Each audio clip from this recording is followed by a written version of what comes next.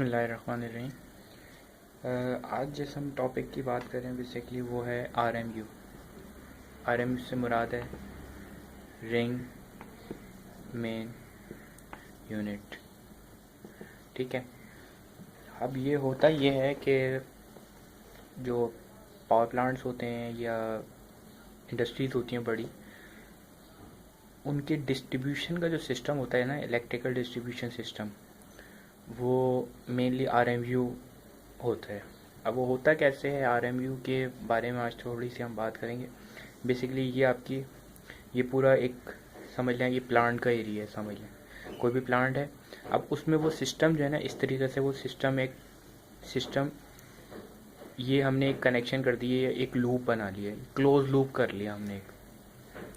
अब close loop अगर हमने कर लिया, ये बस बार से भी हो सकता है, बस बार से बहुत कॉस्टली पड़ेगा। बस बार होती हैं जिन पर हम कहते हैं बस बार बेसिकली कॉपर की बार्स होती हैं, कॉपर की स्ट्रिप टाइप की होती है। उस पर हम एक फेस, फिर ये दूसरा फेस, इस तरीके से तीसरा फेस कनेक्ट कर देते हैं कॉपर की बस बार पर।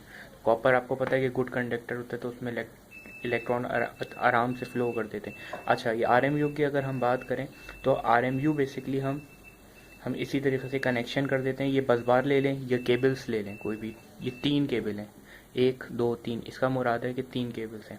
अब इसमें हम क्या करते हैं, एक ट्रांसफार्मर यहाँ लगा देते हैं, एक ट्रांसफार्मर हम यहाँ लगा देते हैं। ये डिस्ट्रीब्यूशन है बेसिकली ना, ये डिस्ट्रीब्यूशन है, डिस्ट्रीब्यूशन ट्रांसफार्मर है। और एक ट्रांसफार्मर हम यहाँ लगा देंगे, इसी तरीके से यहाँ पर भी एक ट्रांसफार्मर लगा देंगे। और फिर इसमें ये 11 kV चल रही होगी, ये पूरे 11 kV चल रही होगी। अब यहाँ पर हम 400 वोल्ट भी ले सकते हैं और 200 भी ले सकते हैं, वो हमारी रिक्वायरमेंट के ऊपर है कि हमें कितना चाहिए बेसिकली। अब होता ये है कि अगर हमारा ये एक ट्रांसफार्मर ख़राब भी हो जाता है तो हमारे जो बाकी ट्रांसफार्मर हैं वो आराम से चलते रहेंगे, उनमें कोई इशू नहीं आएगा। डिस्ट्रीब्यूशन ट्रांसफार्मर के सबसे आसान, सबसे बेसिक जो उसके फ़ायदा ये है कि अगर एक भी ट्रांसफार्मर आपका कोई ख़राब होता है तो उससे दूसरे ट्रांसफार्मर पे कोई असर नहीं होगा। और ये जो मैंने आपको इतनी सी उसमें डायग्राम बना दी, ये पूरे प्लांट पे होता है और एक प्लांट का एरिया काफ़ी बड़ा होता है।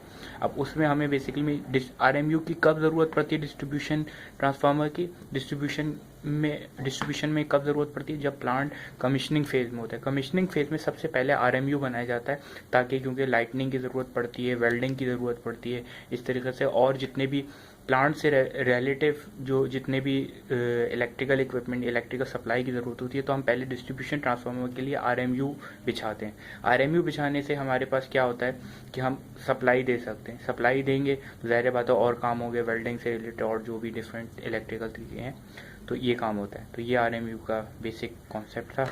उम्मीद है थोड़ा समझ में आया होगा। Thank you.